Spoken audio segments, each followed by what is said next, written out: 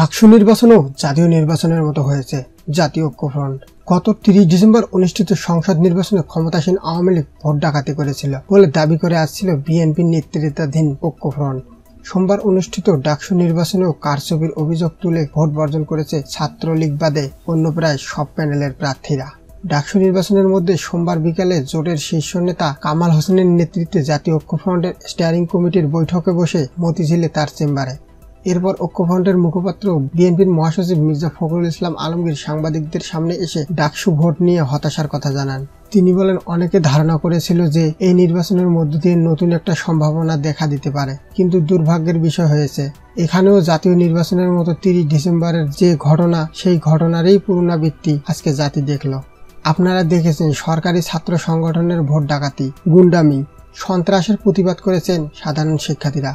বিশ্ববিদ্যালয়ের ভোটে যে অনিয়ম হয়েছে, আমরা জাতীয় ঐক্যফ্রন্টের পক্ষ থেকে এর নিন্দা ও প্রতিবাদ জানাচ্ছি।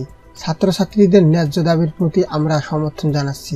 রোববার অনুষ্ঠিত উপজেলা নির্বাচন নিয়ে বিএনপি মহাসচিব বলেন, সেই নির্বাচনে সাধারণ মানুষ কেউ অংশগ্রহণ করেননি।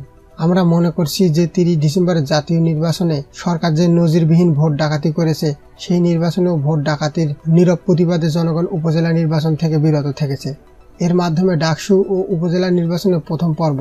এটা আবারও প্রমাণিত হলো যে দেশে প্রকৃতপক্ষে গোটা নির্বাচনী ব্যবস্থাই ভেঙে গেছে।